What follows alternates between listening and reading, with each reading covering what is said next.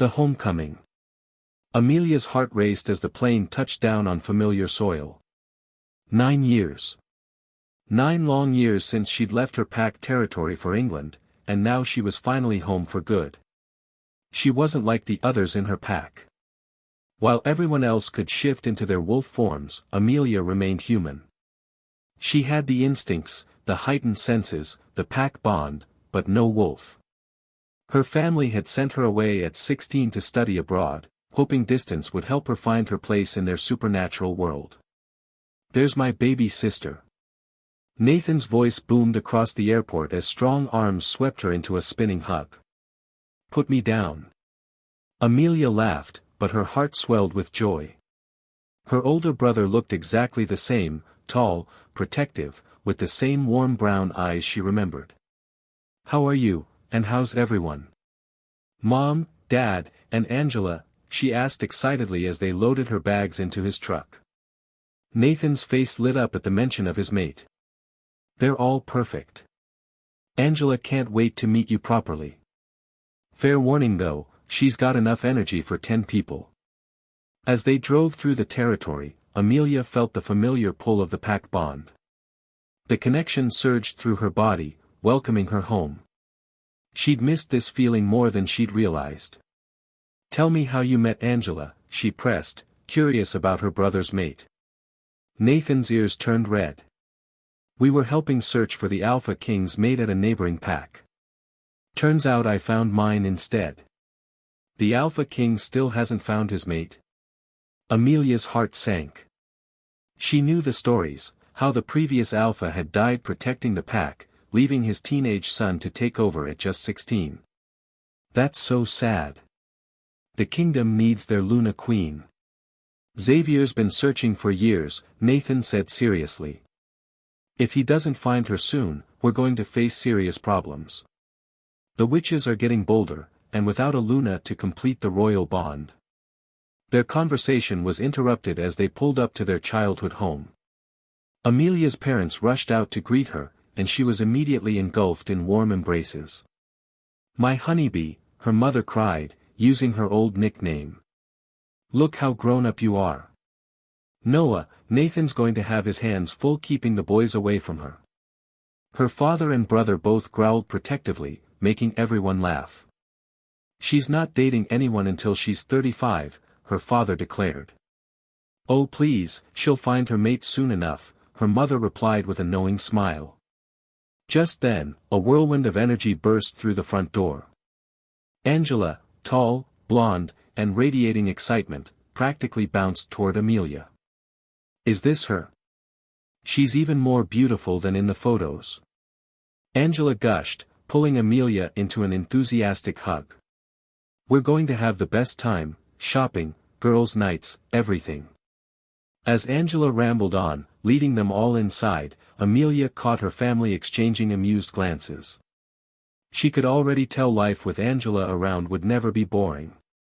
The house looked exactly as she remembered, same furniture, same family photos, even the same crayon marks on the walls from when she and Nathan were children. Home. She was finally home. That evening over dinner, her mother's famous mashed potatoes and grilled chicken, the family caught up properly. "So Nathan, when are you heading back to the palace?" their father asked. Amelia nearly choked on her food. "Palace? The Beta, Gamma, Delta, and Head warriors all live at the royal palace," Nathan explained. "We're heading back tomorrow to prepare for the mate ball." "What ball?" Amelia asked. Angela leaned forward excitedly. "The council suggested holding a grand ball for all unmated wolves. It's specifically designed to help Alpha King Xavier find his mate. Every eligible female in the kingdom will be there." "I hope he finds her," Amelia said softly. "The kingdom really needs their Luna Queen." Her father nodded gravely. "Without her, we're vulnerable. The witches sense our weakness." After dinner, they settled in to watch a movie together, but Amelia found herself thinking about tomorrow's ball. Somewhere out there was her own mate, would she find him at the royal gathering? The thought both thrilled and terrified her. As she drifted off to sleep in her childhood bedroom, she whispered a prayer to the moon goddess. Tomorrow would change everything, she could feel it in her bones. The royal ball. The day of the royal ball arrived with a flurry of activity. Nathan and Angela had left early for final preparations, leaving Amelia to contemplate whether she even wanted to attend. "I don't really want to go," she confessed to her mother over breakfast. "What if my mate rejects me because I'm human?" Her father looked up from his newspaper with fierce eyes. "Only a fool would reject you, princess. You're kind, intelligent, and beautiful. If any man can't see that, he doesn't deserve you."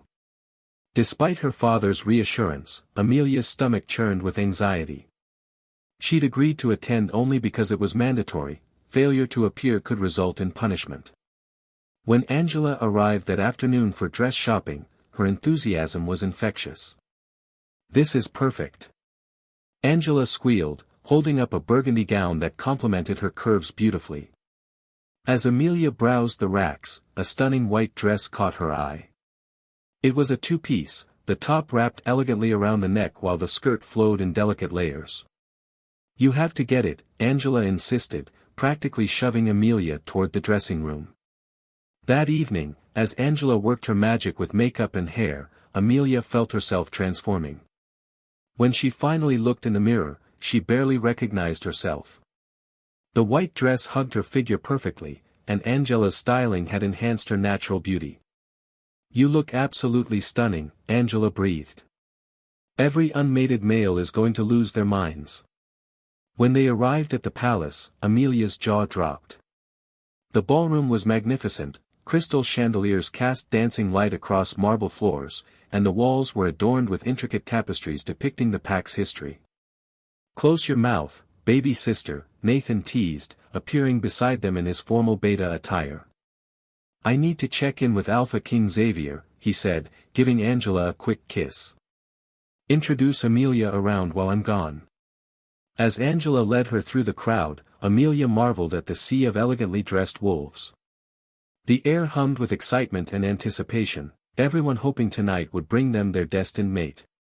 Meanwhile, in his private chambers, Xavier struggled with his tie for the 10th time. "Having trouble?" Nathan asked, entering without ceremony.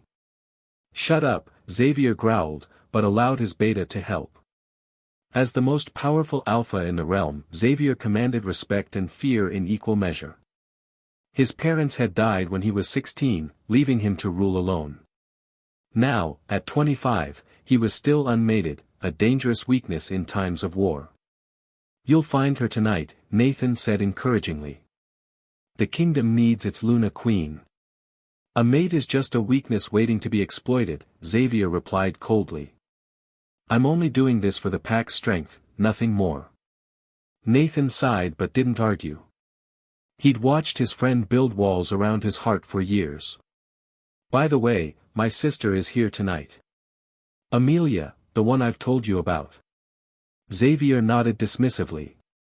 He'd heard Nathan mention his human sister but had never paid much attention. When Xavier entered the ballroom, silence fell instantly. Every person bowed their head in respect to their Alpha King. He was imposing, tall, broad-shouldered, with dark hair and intense green eyes that seemed to see everything. Power radiated from him in waves. "We might find mate tonight," his wolf said excitedly in his mind. Xavier ignored the comment and began his dutiful rounds, meeting various families and their eligible daughters. None sparked even the slightest interest. After an hour of polite conversation, Amelia excused herself to get some air. The ballroom felt stuffy, and she needed a moment to calm her nerves. She was admiring the palace gardens through a window when Angela called her back inside. The moment Amelia stepped back into the ballroom, an intoxicating scent hit her, chocolate and pine forest, wild and masculine. Her heart began racing as she tried to locate the source. "I'm going to the washroom," she told Angela, following the scent like a compass needle pointing north. She was so focused on the smell that she didn't watch where she was going. She collided hard with what felt like a solid wall, stumbling backward. When she looked up, time stopped. The most beautiful green eyes she'd ever seen stared down at her. The scent was overwhelming now, this was him. Her mate. But as recognition dawned, her heart shattered. This wasn't just any wolf. This was Alpha King Xavier himself. And the look in his eyes was one of pure disappointment and disgust. He let out a low, threatening growl before turning on his heel and walking away without a word. Amelia collapsed to the floor as tears began streaming down her face. She'd found her mate, and he'd already rejected her without even speaking. She was just a human, of course the most powerful alpha in the realm wouldn't want her as his Luna Queen. She sat there for several minutes, trying to collect herself before returning to the ballroom. She couldn't let Angela see her like this. But when she finally made it back to the main hall, a thunderous roar shook the entire palace. Everyone leave. Now. Alpha King Xavier stood in the center of the room, his eyes blazing with fury.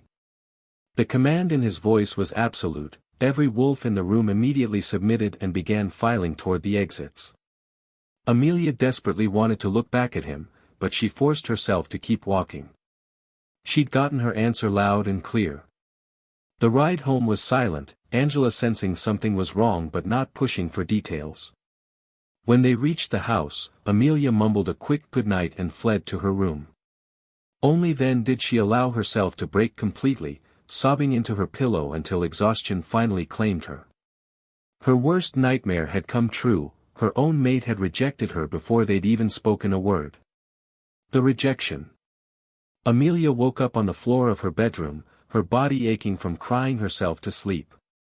Sunlight streamed through her windows as memories from the ball came flooding back. Her mate, the Alpha King, had taken one look at her and walked away in disgust. She dragged herself to the shower, hoping the hot water would wash away some of the pain. When she came downstairs, her parents were having breakfast, looking happy and carefree. Their joy made her heart ache even more. "Good morning, Princess," her father said cheerfully. "What time did you get in last night?" "A little after midnight," she managed, trying to keep her voice steady. "College starts tomorrow, are you ready?" her mother asked. Amelia's eyes widened. In her emotional turmoil, she'd completely forgotten about starting her psychology degree. "I need to get some supplies." Her parents laughed at her panicked expression. "Don't worry, Angela's coming to take you shopping." When Angela arrived, Amelia could tell her sister-in-law was worried about her, but she deflected with lies about being disappointed not to find her mate. At the bookstore, while Amelia gathered her textbooks, she noticed Angela speaking urgently on her phone in hushed tones. When Angela hung up, her face was pale. "I'm so sorry, but I have to get to the palace immediately. The Alpha King is in a rage, destroying everything in sight. Can you get home on your own?" Before Amelia could respond, Angela had rushed off toward the forest to shift and run to the palace.